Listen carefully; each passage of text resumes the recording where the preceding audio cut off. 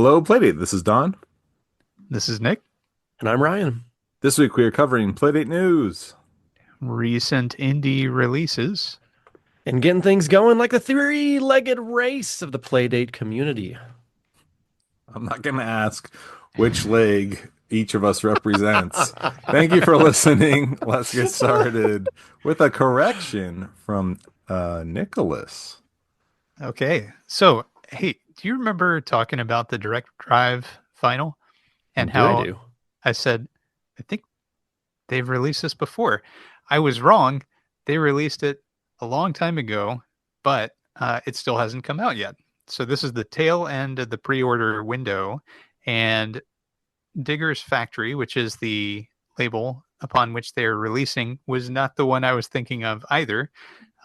This is like a Kickstarter-esque thing, which is done for very low-run vinyl. So some smaller video game soundtracks and the like are put up there, and then you kind of pre-order it until you reach a certain window, and then it goes to press in between other records which are in queue to press. So it's kind of a different model than typical, and that can lead to some fairly lengthy pre-order windows.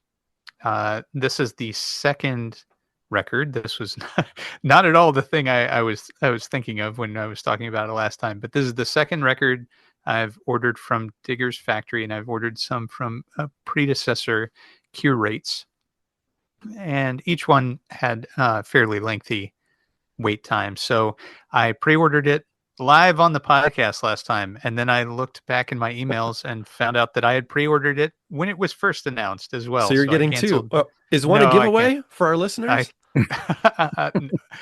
One is a give back to my wallet. I canceled that pre-order, the second one. So the first one is still in effect, and I'm looking forward to it very much. But I just thought it would be worthwhile to inform people what they're getting into. This is more of a long form Kickstarter type pre-order situation, and it may be sometime before the actual record is produced, although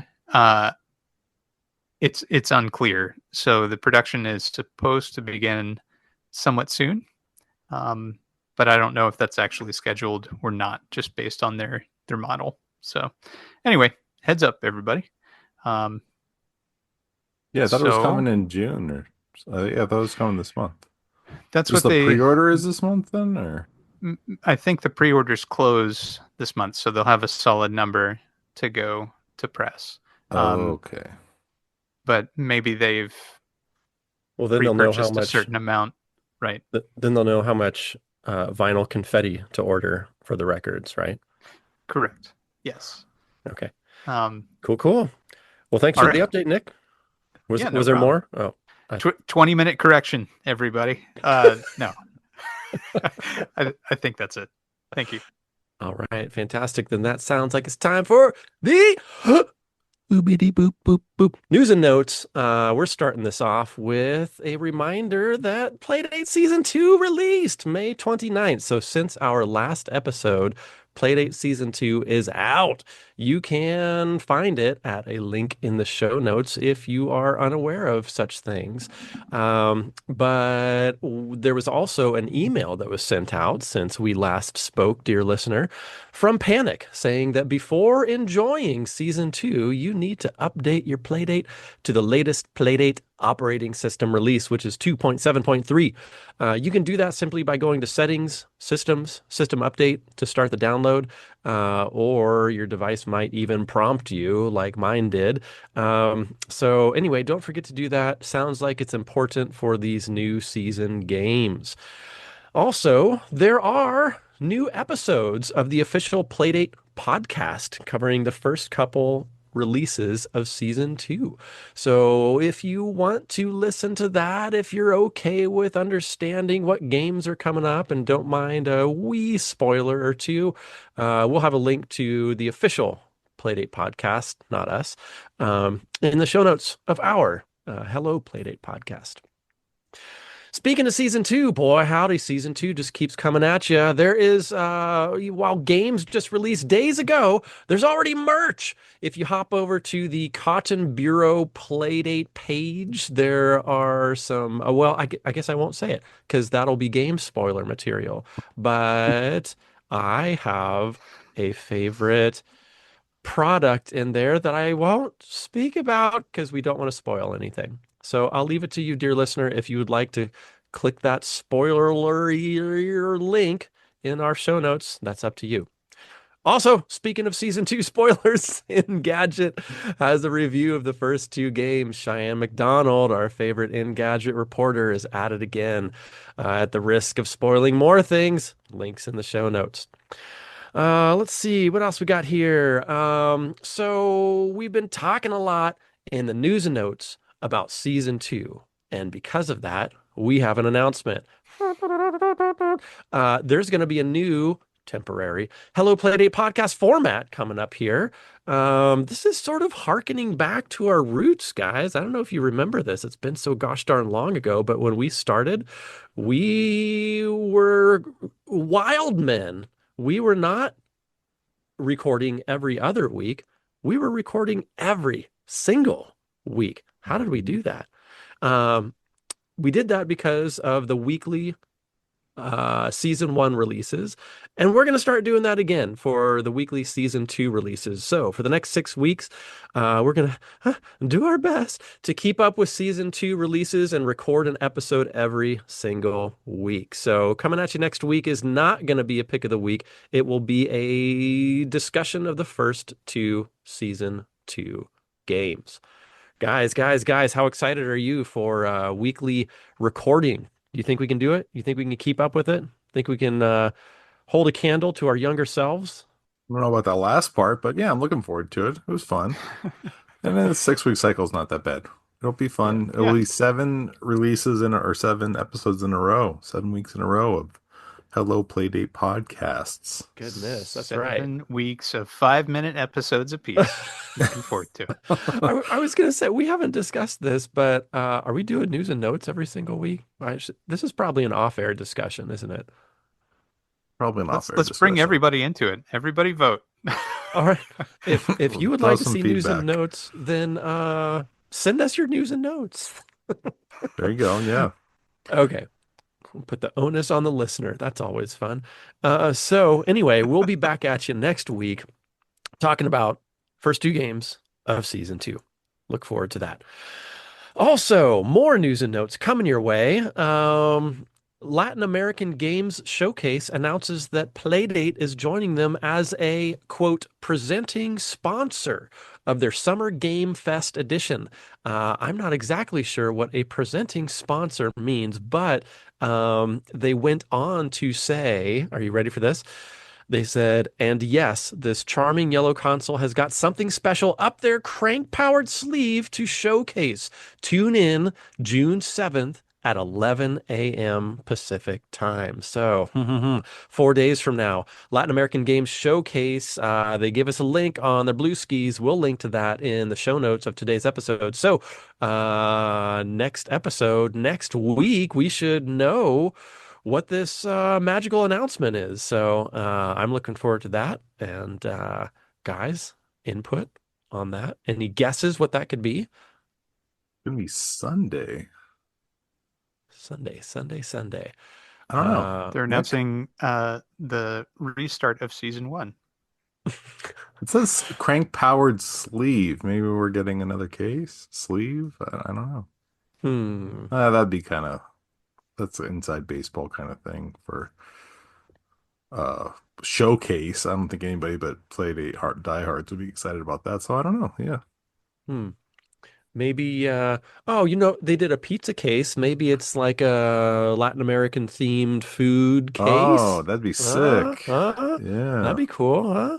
All right, well, maybe. Who knows? There's a free idea for you, Panic. Run with it. But our next news Taco and truck note. case. That'd be sick. There we go. That'd be so awesome. Wow. I love it. Okay. So since our last recording, Panic Playdate announced that they are also proud sponsors of, quote, the greatest sports team in the world. Do you guys know what that one is? It's the Portland Pickles. Now, I wanted to know what in the world Portland Pickles were. It looks like it's a baseball team. I looked this up, and evidently the Pickles are not a minor league baseball team, but according to Wikipedia, they are part of the West Coast League, which is an independent summer collegiate wood bat league, which has teams in Oregon, Washington, and Canada. So, Panic is very proud of their pickles. Just going to leave that lie where it is. And I guess go on to the next news item. So I got a Yes, question yes. though. I'm It's not not sure a if I can answer pickleball it. team. It is not a pickleball team. This It is a this baseball seems team. like a missed opportunity. Right. I'm just saying. But I have some unrelated news to the Portland Pickles. When I was researching what the heck team is this, I did discover that this year the Portland Pickles were very unhappy with a one Disney company because evidently Disney slash Pixar put out a new television series that has a team that's very similar to their own. They're called the Pickles, and not from Portland, but it was like Park City Pickles or something like that. And they had some garb, the uniforms and whatnot. Sorry, not a big sport ball guy over here, but that upset the Portland Pickles, and they sued Disney. So as far as I know, the lawsuit's still happening right now. I don't know the outcome of that, but thought that was an interesting tidbit. So there's something that you can share at your next cocktail party, guys. Impress the person across from the table from you. Hey, did you know about the Portland Pickles Disney Plus Pixar lawsuit? And then you can regale them. They have really good theme nights. They have Bernese Mountain Dog night. They've got what was I was another one? looking those up too. They have Jersey Shore night, Brain Rot Extravaganza night, Corgi night. Lots of good stuff. Yeah, Taylor yeah. Swift didn't visit Portland night. Good stuff. Very, very Portland. That's awesome. Cool. All right. So that's another thing that happened with Panic. Well, I think it's time for our uncranked corner this episode. So we're going to start things off with the fact that Uncranked is planning for their second anniversary issue. That's going to be issue number 9, and it's dropping in October. And I mention this because while there are some interviews lined up, yes, you listening to this episode can be part of the fun. If you've got some art, music, anything Playdate related, you can reach out to Zanya by email. Remember that's uncrankedproductions@gmail.com and let her know about what you might want to contribute to the second anniversary issue. So with all that said, oh my gosh, 2 years of Uncranked magazine. Congratulations, Zanya, and all the contributors to the magazine. I've had a dandy time receiving those issues and reading through those articles. I just think it's so cool that there is somebody willing to see that through for 2 whole years and more as it moves on into the future. So kudos to Zanya. Let's see. Also, speaking of Zanya, she's getting ready for an uncranked AMA. And if you're not in the know, AMA means ask me anything. So there is a form linked in the show notes of today's episode, which you can go to and ask a question of Zanya. So once Zanya's got a few questions, they're going to broadcast that AMA. It's not going to be live. It's going to be recorded, but when it's ready, we'll let you know. Let's see. I feel like my notes are a little jabumbled here. Okay. The last thing I wanted to let you know about is a few things related to the Uncranked Caption This contest. So May's Caption This contest winners were announced, and the winner is a one, Dawn Walton. Dawn, congratulations on winning the Caption This contest. That is very exciting. I watched Thank you. the video, and it was going through third place, second place, and then Dawn's name pops up. I was very excited. Congrats, Dawn. Thank you so much. Congratulations. Yeah, it was fun. Yeah, it was fun. It was fun. Um, and Speaking of which, Don, modest fellow that he is gifting his winnings to the first listener who emails the show.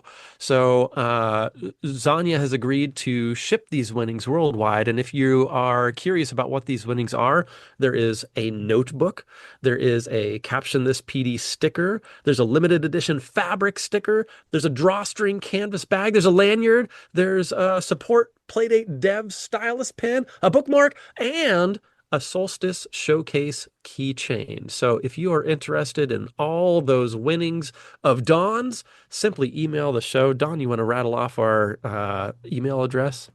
I believe it's Helloplaydatepodcast at gmail.com. Okay. It is. I believe you. I mean, at least one of us knows that. So email the show. First person to email in is going to get Dawn's loot, and then Zanya is going to ship it out to you wherever you are. Yeah, And I think in North America, right? Anywhere or? anywhere. I Oh, yeah, confirmed. worldwide. Wow. Okay. Yeah. Wow. Thanks, Sonia. Yeah. Thank you, Zanya. Cool. And congratulations, Don. Very cool. Thank you. Speaking of which, speaking of caption, this contest, May's caption contest may be over, but that means June's caption contest has begun. So we've got a link to that if you want to check it out. And also, speaking of caption this contest, I don't want to dwell on the fact that I was runner-up on the prior month, but I'm very excited about the fact that Zanya is so gosh darn cool. She was offering me some winnings that, I already have all the uncranked stuff. I'm a subscriber, so I pretty much got it all.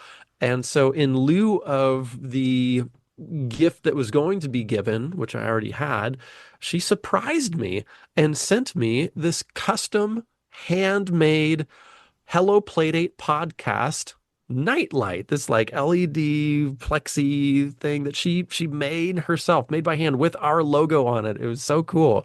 So I took a picture of it. I sent it to the guys. We posted it on our socials, and we're going to include a link to that in the show notes of today's episode, so you can check out Zanya's handiwork on our podcast logo nightlight. Very cool. Zanya, thank you so much for going way out of your way to make a custom gift for me. That was very nice of you. And That's really at the awesome. Congratulations, wasn't it awesome? winners. cool. Yes. Yeah, very cool. All right, so there's a few quick hits for Uncranked Corner. If you want to stay up to date on all the Uncranked happenings, don't forget about the Substack. You can go to uncrankedpdzine.substack.com. And I think that's going to... No, it's not. I always do that. That brings us to this sub-unit of our news and notes section, which is called the Destination Update. And I totally know that this comes right now. Don, you want to take this one? Thank you. Yeah, Destination Update back in a big way. Oh, boy, howdy. Releasing actually 6 new videos. What? Not only did he cover both of the season 2 games that have been released thus far, also covered Oquonie, however it's pronounced, Rabbit Jumping Deluxe, Spirit Trail, and Armada. There'll be links to all of them in the show notes, except for the season 2 games, which you can check out and find on his channel. Cool. Sounds cool. Congratulations, Mr. Update. Lots and lots of content. Thank you for doing that, which means lots more costume thumbnails. So something to look out for, guys. Indeed. One of them did no costume. A rare no costume thumbnail. Which one? Was that Armada? No, it's one of the season games. Oh, okay. I didn't get that far. Yeah. I watched his Oquonie video and Rabbit Jumping DX video. Didn't get to the others though. Yeah, I watched a couple, trying but not all. Desperately to get some Oquonie help. Anyway, We'll deal give with you that some help later. here in a few. Yeah. All right. Speaking of help, Right. Oh my gosh, I'm falling asleep on the job. That means that uncomfortable pause meant that we had a distinct lack of boobity boops in the episode because it's now time for our indie inventory. all right, there are no catalog releases today, So we are just going to go over some itch releases. The first one, Solar Descent, has been in demo form for ages, but it is now officially out 1.0 full release. Solar Descent by Kwong, 5.99, but currently on sale. This is an action adventure game for the Playdate console, of course, in the Legend of Zelda style, with modern ideas found in Dark Souls and Hollow Knight. It is one of the largest, most polished pulp projects to date. I remember really enjoying the demo back when I played it. Honestly, I've not played it yet, but I'm going to play it very soon because this was an outstanding demo. Very stylish little adventure. So it is challenging, but there are accessibility options. So you can turn off damage and change your stamina and whatnot. Make different aspects a little easier on you. So give it a shake. If you're not sure if you want to play it, then check out the demo. But definitely give a look to Solar Descent. Oh my gosh, this looks like simultaneously one of the most clear and also visually interesting pulp games I've seen come out so far. We also did not mention that this is on sale this week. It's $5.99 usually, on sale for $4.97, 17% off, it tells me. Um, yeah, this looks crazy good. Don, you said you got the demo but haven't played, is that right? I played the demo a couple of years ago when it came out, but I have not played the full release yet. Yeah, this looks bonkers good. Wow. Yep. Uh, One of those like surely destined for catalog type of Yeah. games. It Cool. has been submitted, but no word yet if or when it's coming. But I'm Oh, have assuming you it's coming at some point. have you been in touch with the dev or something? No, but the first comment says, I'm confident it will come to catalog. Still Oh, waiting for Panic to get back from me. There's a long queue oh, of games waiting to be released on catalog, aha. but Fantastic. might be Good, a good while. sleuthing, Don. Thank you for reading the comments. No problem. All right, next up is a game called Fine Liner. Ryan, pay attention. This Uh, is by Jonah SRG. This is a daily drawing game. It looks like an Etch-a-Sketch, but I don't think it works exactly like an Etch-a-Sketch. It's hard to tell how you control the drawing beyond it being grid-based, but you crank to erase. It gives you a prompt every day, and then you work to draw the prompt. I don't know. It looks cool, but thought it was cute. So name your price. Oh, okay. I was trying to decipher these gifts because like a couple of them you're making lines, but one of them you're like erasing lines and it says crank to erase. So I guess Mhm. once you're done, if you don't like what you did, you can crank to pull back on those lines you created. Interesting. Okay, cool. I'm less confused now. Yeah, it looks like BlackBerry is the prompt on all of them, but I guess maybe the bottom one is a BlackBerry phone. Looks like I don't know, a cup or something. Anyway, BlackBerry is the prompt on all. What are you talking about? There's like if an you look at the, airplane there. I know if you look at the top right, it says BlackBerry. It says prompt BlackBerry for all of them. Oh, But yeah, it's okay, definitely gotcha. a jet or something, a plane All for right. one of them. Okay. Anyway, Now I'm cool with you now. idea. Yeah, Worth a look. right on. And by the way, it's name your own price. Next up from Smash Toad Studios, finally out. Say when for 9.99. This one has been teased on Reddit for ages. And it was more like, hey, does anybody think this is interesting? And then everybody's excited about it. And it's finally out. So this is a root-like where you're adding cheese to pasta dishes, and then the customer will tell you, yeah, I'm good. Like that's enough cheese. Like when you go to Olive Garden or whatever, and they're grating the cheese onto your meal. Allegedly, it's very difficult right now. And so if you look at the notes, it says that based on feedback, there will be adding more content and different modifiers to the game to make it a little easier. But yeah, it looks like a lot of fun. So Mm. definitely going to be playing this eventually. All right, this is billed as a fast-paced cheese grating game with zany characters and off-the-wall mini games. Very cool. 9.99 on itch right now. Mhm. And then next up is from Scenic Route Software. I don't usually put What? demos in here, but I put a demo on here for Backbeat. This is a rhythm game where you are basically playing the drums. You're a drummer. You play the kick and snare drums along with the beat. There's 150 beats across 3 difficulty settings, and this is again just a demo mode. So hop in, see what you think, and then the full version will have free play mode, daily jams and achievements and whatnot. So yeah, see what you think, give it a shot, and if you have comments and stuff, you can leave them in the can leave them here on the page, and then who knows, maybe your ideas will get added over time.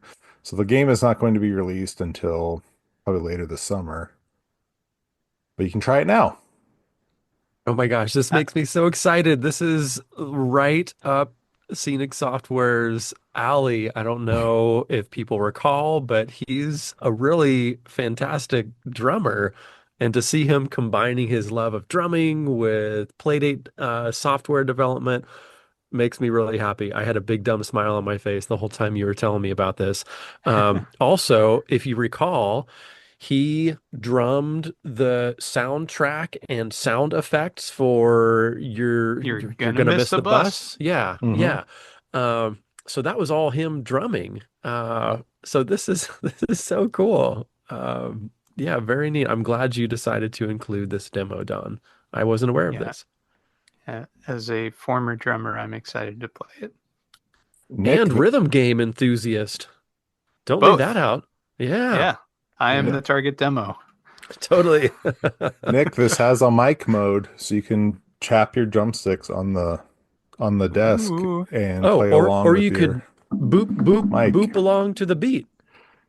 You could try Nice. booping. You might have to ask for a boot mode to be added, Miss and hopefully Mr. he Route, misses Don't that please, email. please don't waste enable a dev boop cycles mode. Hopefully that Oh, doesn't on that. happen. But boop mini games or boop maxi games. anyway, yeah, I've been playing it, and it's a lot of fun. It is challenging but satisfying. And I would, for me, I had to play left-handed. Like for me, it just made more sense. I had a hard time playing right-handed, even though I'm a right-handed person. But luckily, because it's Scenic Route software, there is so much polish and thought put into it that yeah, the option was already right there, right off the bat. You can switch to the left-handed. And Neat. basically, that just switches the bottom bar to the top bar and vice versa. Oh, Nice. cool. Yes, very nice. Well, because this is a demo and because it's Mr. Route, it's not even name your price. It's just download the darn thing. So Do it. free if anybody wants to give it a whirl, and then write Mr. Route to let him know how empty your soul feels without a boop mode. Don't do that, but give all that good feedback, please. All right. Congratulations, Mr. Route, on the new game. Very cool. Yes, indeed. And then next up is Zor Constellation by Omokane. I have no idea. Anyway, this is some sort of constellation building game. It looks really interesting, but I can't tell if it's like really math oriented. Zor sounds like a calculus thing, but It's XOR. XOR. Okay. I'm going Uh too sci-fi with it, I exclusive guess. exclusive OR. Yeah. So Okay. it's a bitwise operation. In fact, it says it right on How to the pronounce it? description. It says What it bitwise is. Zor. XOR. Okay, So well, X you have or OR gates, Constellation. you have XOR. Okay. Okay, Nick, so it why don't links you you. handle this one? Because It I it don't really know what's it going links on here. you to a Wikipedia page that says a bitwise XOR is a binary operation that takes two bit patterns of equal length Hmm. and performs the logical exclusive OR operation on each pair of corresponding bits. I don't even know what I just You said. sound Nick, like Nick now. take it All away. right. So I take it you all haven't built a lot of logic circuits Dumb it using. down, dumb it down, dumb it Okay, down. okay. Nerd. No, just Uh, sorry. there's a variety of different mathematical operations that can be performed with electricity, and They're typically bitwise operations because you either have current or voltage present at a particular pin or you don't. So that's 1 or 0. So that's the bitwise nature. Anyway, Possibly let's talk dumber. about this game. Possibly dumber. Yeah, anyway, Okay. you connect some circles and There's a method to connecting the circles. it makes pictures or something, or You're completing lines, I guess, kind of like Tetris. anyway, it Like looks you're That's what it cool and it's seems to free. be. Okay, I'm gonna play this game, you all, so that we can talk about it for real. That But would be great. If you know what a yeah, Malloc pool is, you don't need to know what a Malloc pool is, but it mentions it in here, so does he? yeah. Try playing with Malloc pool disabled or manually Oh, clear okay, Malloc history periodically. Okay. yeah. So this is an Ah, application written in C. We know a lot about this application just from these technical words which are used, but also it's XOR, not ZOR. So XR. Okay. Well, Thank you. if Thank you you. let's two all would like to agree on that. feel inadequate, you can download this for free. It's available at the itch page link in the show notes of our episode today. Downloaded, maybe we'll play. Nick will play. Nick will play. I I'm going to bring some circuit kits, and we're all going to hang out together, and Okay. I'm going to teach you That's about some logic gates. summertime fun. It is. Learning Wow. is fun. Exactly. Speaking of fun, Yes. Crank Snake Saga, Slither, Crank, and Which Conquer. logic gate is this one? This one is a fresh twist on the classic arcade favorite by AI coding. It is a snake game. It's also no GIF, so it looks like a bunch of menus, but possibly snake related. A lot of features though. I don't know. This one looks. It sounds cool. It's hard to say it looks cool. It does have a video though. I guess I could have watched the YouTube video.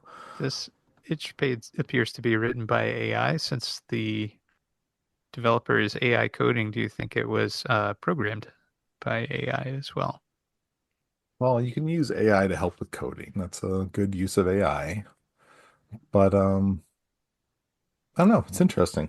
It's I $1. wonder, there's one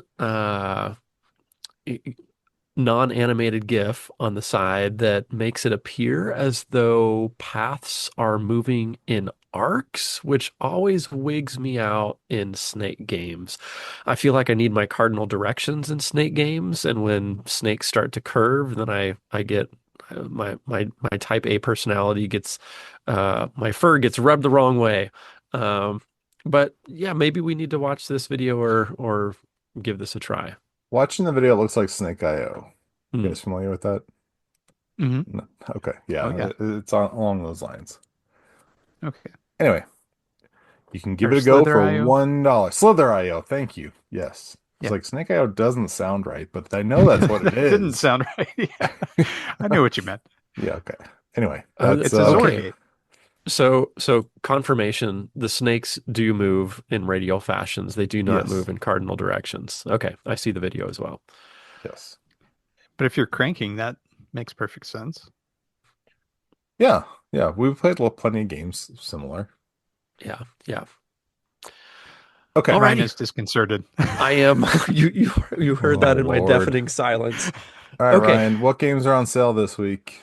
Oh, are there sale games? There are 6 games on sale. Oh, I can read them all. Let's see. Suborbital Salvage from 8 to 6, 25% off. We've got Zen Sleep. That was not mispronunciation on my part. There are 4 Z's in that game. It's 33% off from 3 to 2. Then there's Tenebra, 40% off from 5 to 3. Brendan Coe's Putting Land. If you're itching for another golf game, we've got one for you at 25% off, 8 down to 6. Pomo Post by Gamma from 2 to 1, 50% off. And at 62% off from 8 to 3 is Deep Space Dapper Squad by Tomas Franco.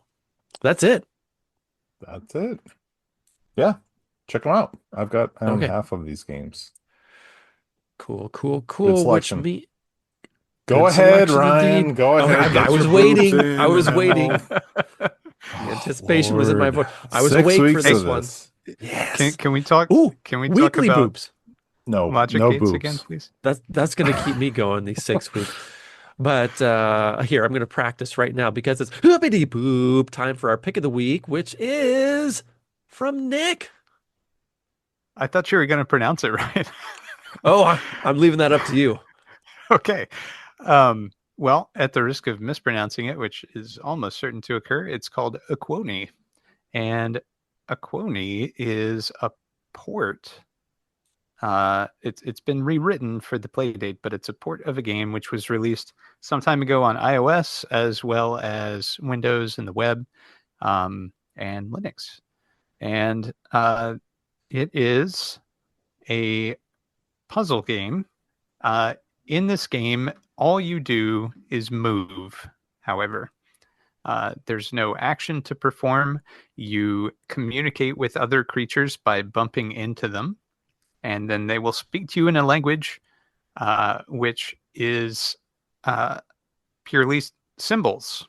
So each piece of speech, each sign that you read, everything that you encounter, except for certain pictograms, are three of these different symbols, and the symbols have a logic and a reason. Um, and by reading and understanding the symbol language, you can progress in different ways in this game. It is. I have a lot to say about the design of the game, which we'll get into shortly. But in brief, just in summary, uh, it's an isometric game where you're traveling from room to room, and the configurations of the rooms can vary based upon which exit you use and which entrance you enter. Um, in these rooms, there can be other characters to talk to. Again, if you bump into them, they will say something, and occasionally they will give you a token. And this token, if you collect enough, will allow you to transform into a different creature. And then you can walk around and speak with potentially other denizens of this world. As you transform to different characters, different doors will unlock, allowing you to explore more and more of this interconnected structure. Um, and your overall goal is not clear at the start of the game, but the goal of the game is to collect a pillar from each of the closed doors. So there's one door per character transformation, and you want to collect a pillar from each of those. That allows you to progress to the end game. This game is uh, pretty large. I think it's 90 some megabytes. And someone on the Discord did a bit of analysis, and it seems like a lot of that might be music related. There is some interesting music and some interesting sound effects.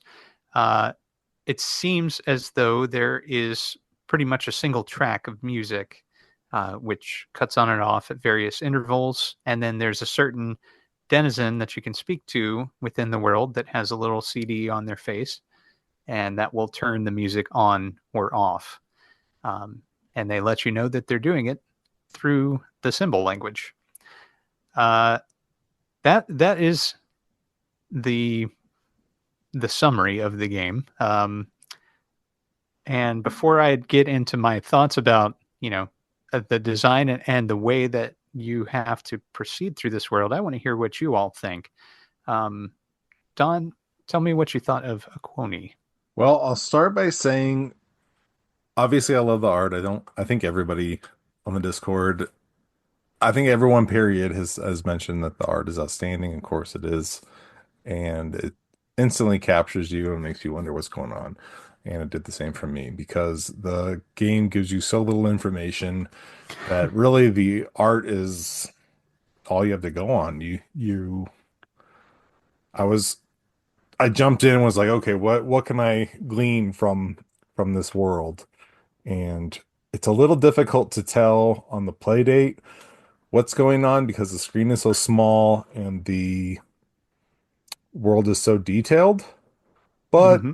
ultimately, the gameplay was, in a sense, simple enough that it didn't totally impede what was going on. We did have the benefit that I think Ledbetter found, either you, Nick, or Ledbetter found like a guide online, not a guide, but a language guide, Yeah. Hmm. character guide, excuse me, because Yeah. the characters Ledbetter will found that. Ledbetter, Hmm. okay. The characters will show you three different symbols, and then all those symbols mean something. And so somebody online translated it, and there's only like 20 It was symbols. the developer. Yeah, Oh, they okay. posted it. Okay, the dev did. Okay, cool. And so that did actually come in handy a couple times. Um, Hmm. and even like I would take a screenshot with my phone, like, okay, I'm looking for two more of these, or I'm looking for another one of this. And did you know Oquonie means foe? I didn't notice that In the until after I language. played. Yeah, Yeah. I didn't realize that till later. But even then, that didn't really, it doesn't really, it's not essential that you know what each word means. But it was helpful. No, it is helpful though. Yeah. Yeah. But anyway, so this is not typically my kind of game. Nick, you know that I don't like uh what is it called in Zelda? Those like hidden forest games where you have like dark forest where you got to keep going back and forth, back and forth, back and forth. And that's very much this game where you're a little The bit Lost lost Woods. all the time. Yeah. Lost Woods, yeah. That's very much this game, but the world is small enough that it's not that annoying. And you do start Hmm. to sort of learn the path of the world. And I was able to navigate it somewhat easily after a while. Once I realized, okay, I gotta change shape, gotta change shape, gotta change shape. Like that's the main thing I'm going for here. I'm trying to remember. Oh, there is one character you talk to that basically resets your progress. And once I figured Yeah. that out, then I made a lot more progress by just avoiding that character and was able to speed run the game back to a certain point very, very quickly, like in under 5 minutes, in what had taken me like an hour to get to previously. Hmm. So it's really just like learning the world of the game and getting more comfortable in it. And I'm glad that you picked this as a game of the week because if you hadn't, I probably wouldn't have given it the time it needed to like kind of force my way through it and Hmm. just get over that hump. But I'm glad I did because there is a lot of cool stuff here. And I'm glad you kind of nudged me into getting over that, like, oh, I gotta do this again. What's going on? It's not spelling everything out for me until I felt comfortable. So that was probably a lot of rambling. But Ryan, what did you think? Yeah, gosh, where to start? You know, as Don mentioned, the art is beautiful. There are some really inventive character designs, some really rich environments, even though it's essentially like a 9 by 9 isometric grid in each of these environments. You know, the environments are very limited, but then when you go out a door and into a door, you come into a new environment and it looks very different. It's still like maxing out at that 3 by 3 9 square grid. Did I say 9 by 9? Not 9 by 9. 3 by 3 9 square isometric grid, which sounds pretty limiting, but boy, these different screens that you move through are all quite different from one another. So I thought that was super inventive. Last episode, um, Nick, when you announced that this was your game, and I was kind of gushing about the artwork, and you said Hmm. to me, "Hey, Ryan, so you said you really like this artwork, but this is a game that does not use double-stroked outlines or thicker outlines for the characters. So are you kind of going against what you've been saying about Playdate games for a while?" And on the spot, I said, well, yeah, I think maybe this one succeeds. But in retrospect and after playing the game, I would actually hold fast to my initial assessment that these characters need thicker outlines.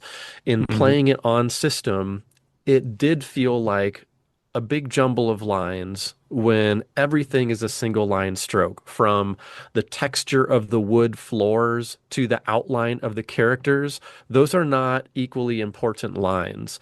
They are all details, but some of them are more important. Like, we need to understand the outline of the character, so that should be thicker and more contrasty. So I Mhm. would actually say I think these characters need thicker outlines. Um, I think the concept of this game is really interesting. I'm not sure if you guys read through all the things that were linked from the catalog page, Hmm. but it was talking about how this game was originally released in 2014 and how it came about. And basically, the developers were in a new environment. They were abroad. They were in a language, in an environment where there was a language spoken that was not their own. And so, because of that, they used that as inspiration to create this game where very purposefully you, the player, do not understand what's going on. Just like if you were to visit abroad and be in a place where a language was not your own and you had to make your way around and figure things out. So I thought conceptually that was a really interesting hook to base a game around. Mhm. Personally and practically, I wish that there was a little more hand holding so that I or maybe other players could get up to speed a little quicker with what was going on. Um, you know, I understand the concept, but it's like if you're going to go to another country, um, you're doing a little bit of planning, you're doing a little bit of research. And so if you could give us just like a little a little research, a little primer before we go, I think that would be helpful in terms of gameplay because I even watched Destination Playdate's uh, Video. what do you call it? His YouTube. video about this game, and his experience mirrored mine in that there was a lot of confusion about how to play the game, how to progress in the game. Um, and so honestly, because of that, this game uh, fell short a little bit for me. And I hesitate to say that because I feel like there's a really cool concept with amazing artwork, and maybe I'm just not understanding it.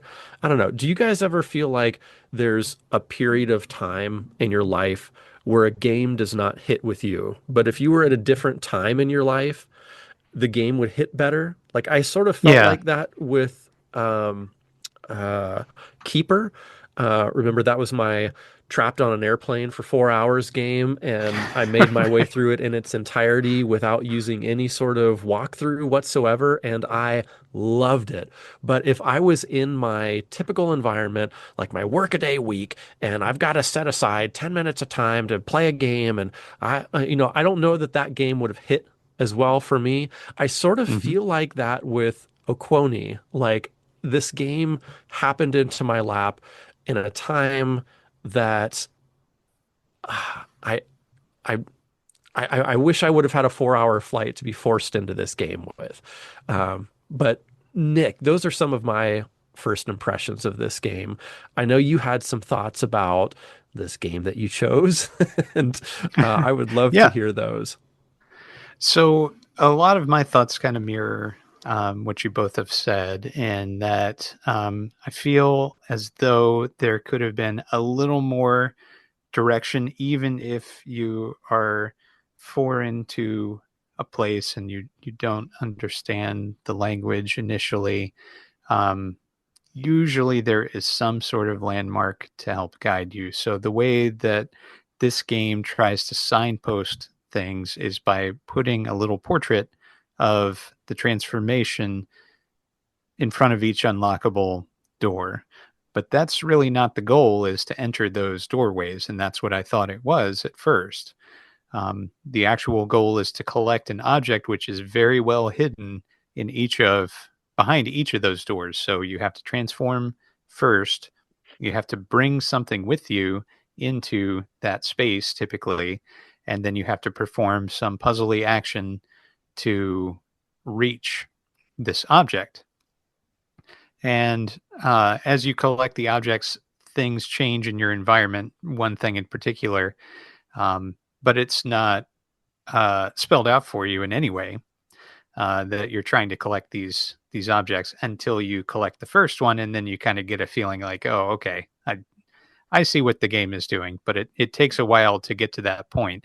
As Don said, the initial phase of kind of figuring out what the different symbols do, the different tokens, how you transform, that takes a little while. And then once you're up to speed with that, figuring out how to navigate through each area takes a little while. And then once you're comfortable with that, figuring out the actual puzzle that you're trying to solve takes a little while for each one. So, a few things about me. I have the absolute worst sense of direction of maybe anybody I've ever met.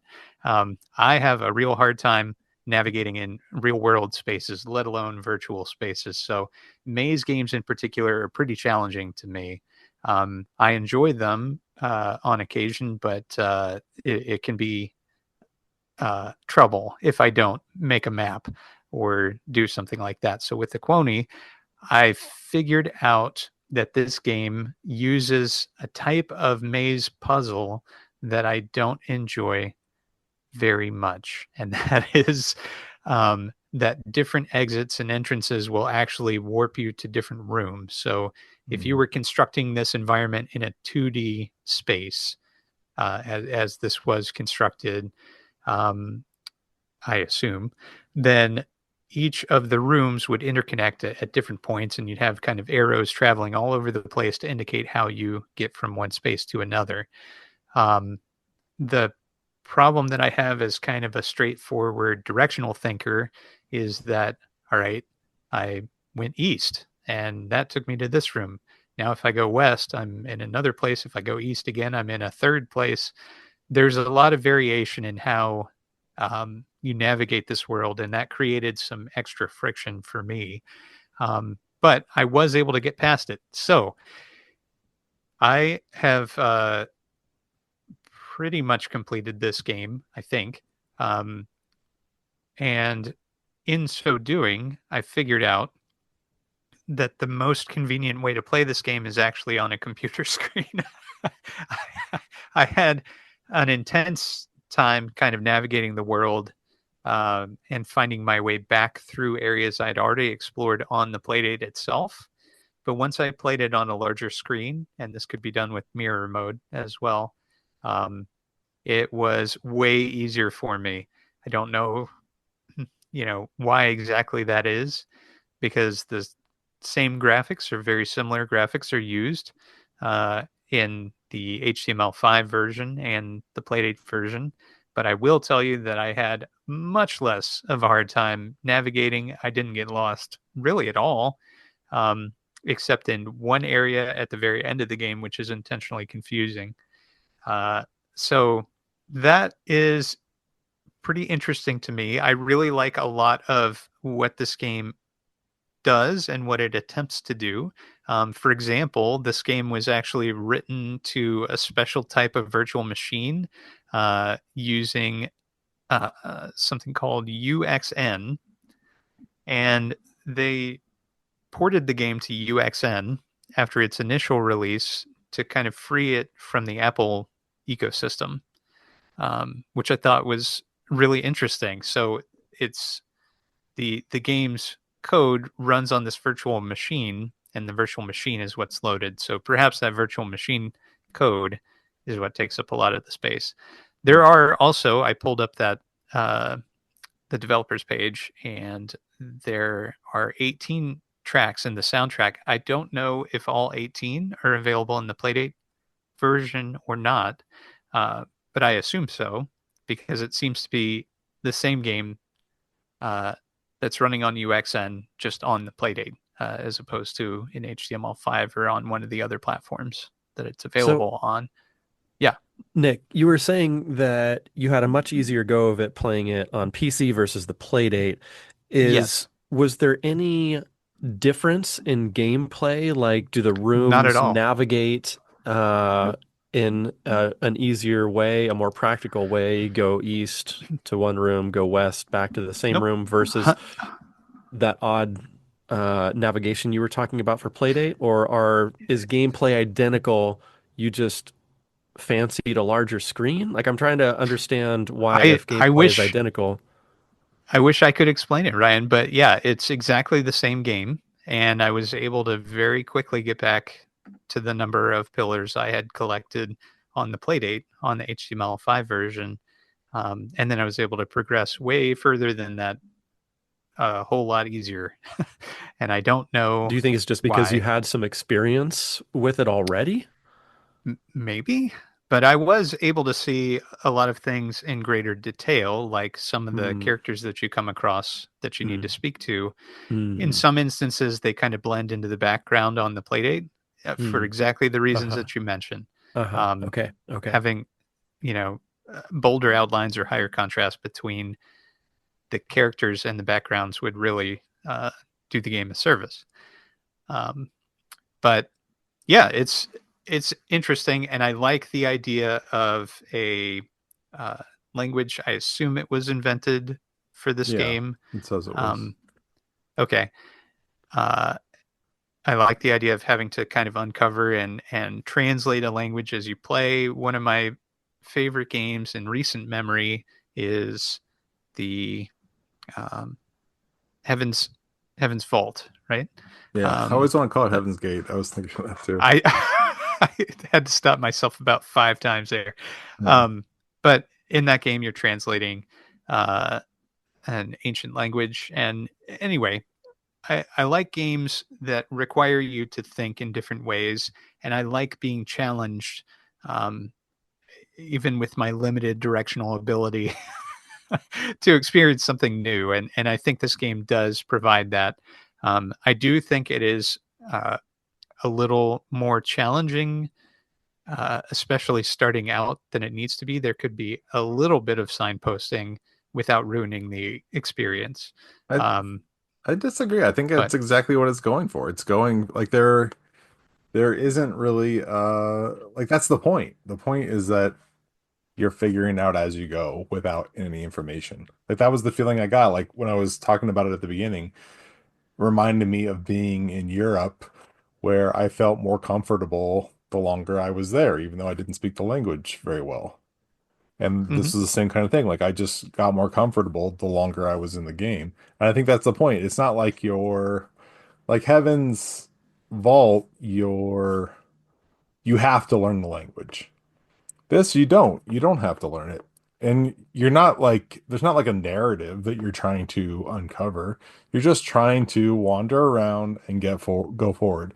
It even says here on the website, going in a circle to move forward. And that's really what the game is. Like you can pretty much just wander around and keep progressing, except for talking to that one character that resets progress. That is pretty obvious when it happens because your Yeah, character visually resets. And it took me a while to realize, oh, I'm literally regressing. But you can pretty much just wander around and eventually you will solve the game. And I think that's what they were going for. Like Ryan was saying, they felt lost. They felt like they were wandering. And that very well, it does a very good job of conveying that. I think that's instilling the that point. feeling. Yeah, I think that's Yeah, the point. yeah. Well, I'm it so Might not be torn. fun. It might not be fun.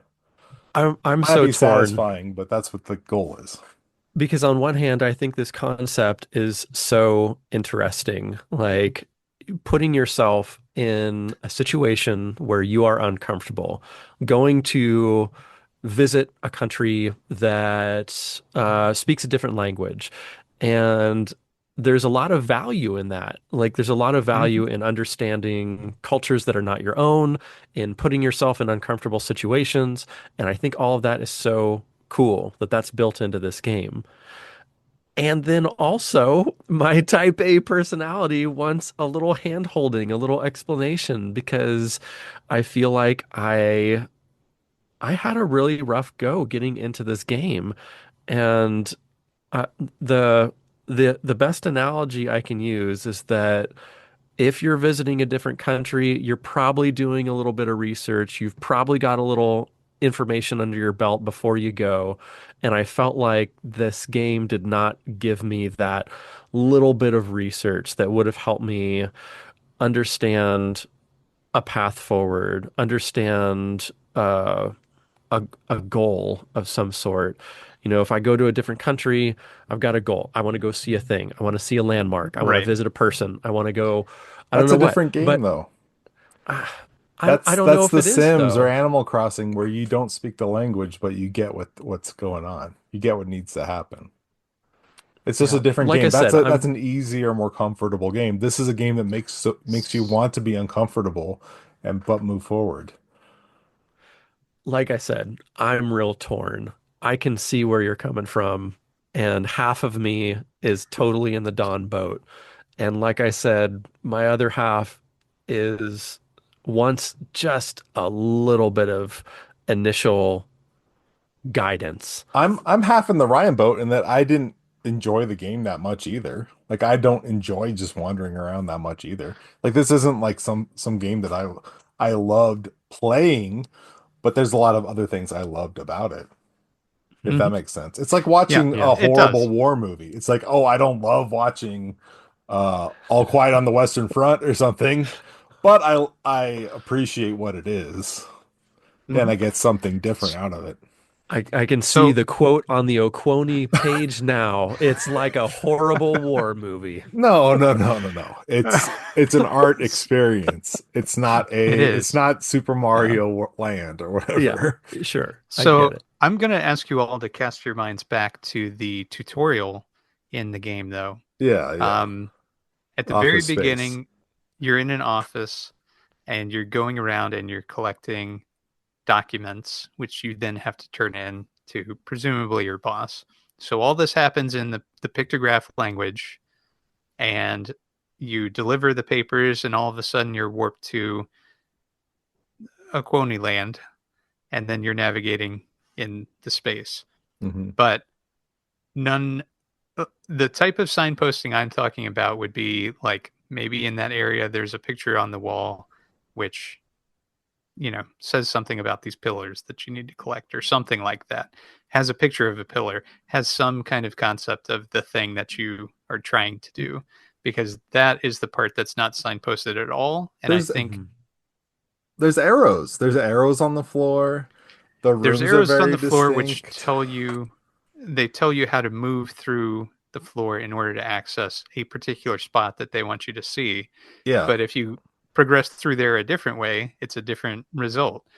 It's not necessarily the thing that you need to do in order to progress the game, In my which is experience, fine. it was if you didn't follow the arrows, then you were really going in circles. But if you followed the arrows, you were progressing the story, In that the particular game spot, if you don't follow the arrows, you're kicked back to the beginning of the um, space, area. Yeah. which is fine, and that's cool, and it's a nice little maze technique. But uh, I'm not speaking about necessarily traversing the maze. I'm not speaking about any of the mechanical I know I elements. get what you're saying. Yeah, I'm playing devil's advocate a little bit, but Okay, and that's I fine. I just mean, feel like if it would if have been you would have played this game in 5 minutes if it had the signposting that you guys are talking about. I don't think so, because I'm not talking Yeah. about a Well, sign posting that is overt necessarily.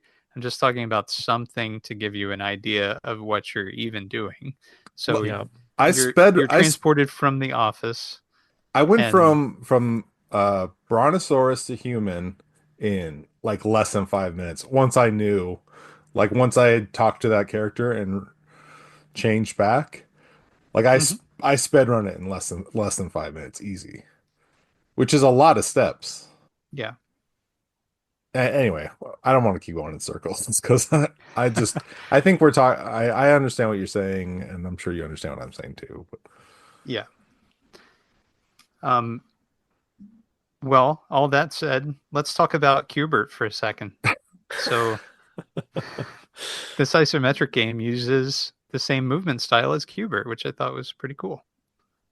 Um, it's unusual.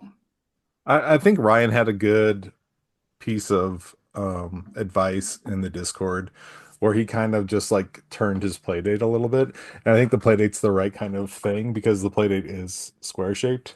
But yeah, if you like Mhm. kind of hold it at a different angle, then it works really well for Yeah, moving. that was a tip I picked up when I was trying to play Solstice on the NES, which is also an isometric game. And I love the visuals of isometric games, but man, the mechanics break my brain. Hmm. I have a really hard time navigating ISO games, even though I love looking at them and I want to play them.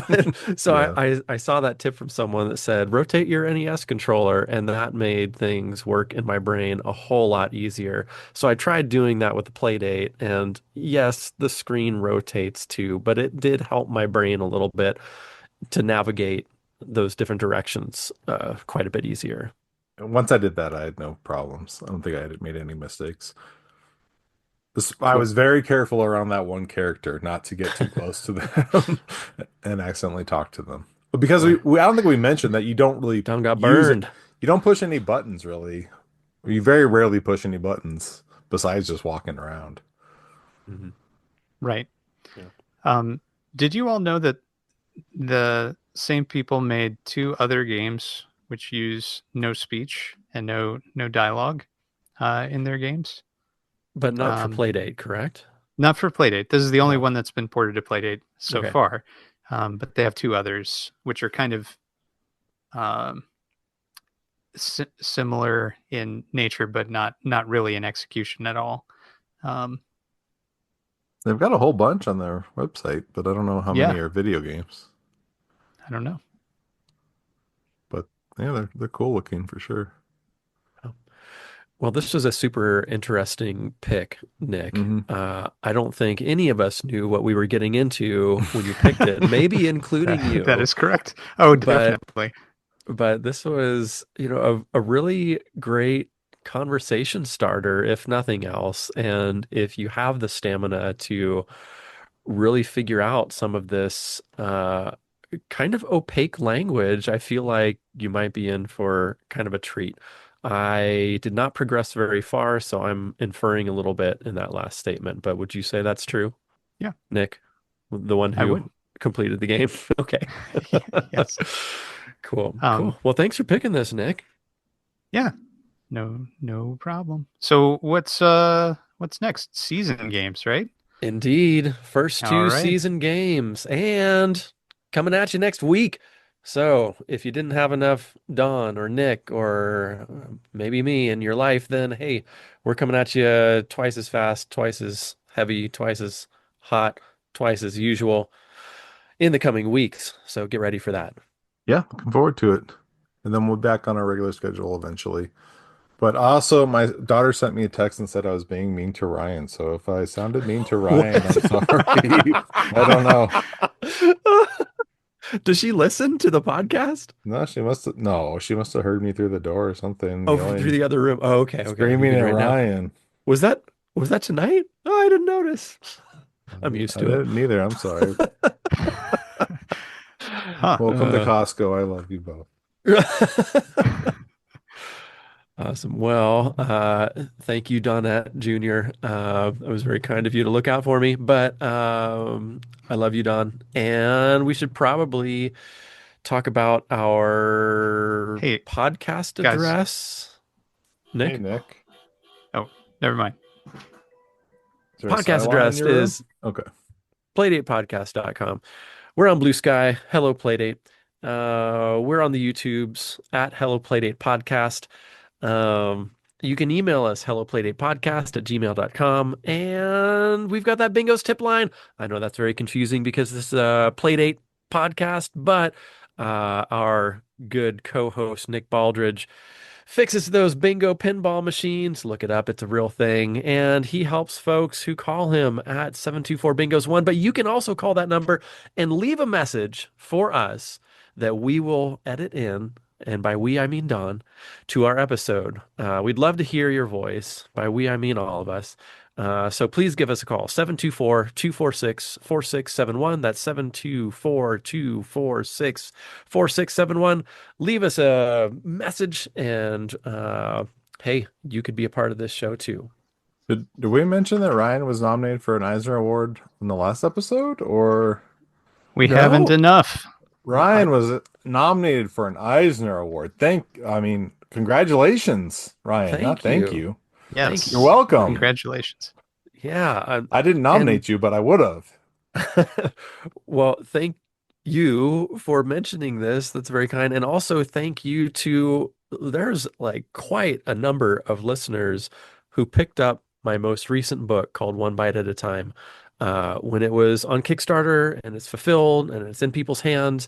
And so it's because of you. If I did not have this help creating this book, this is like just a tour de force of formatting.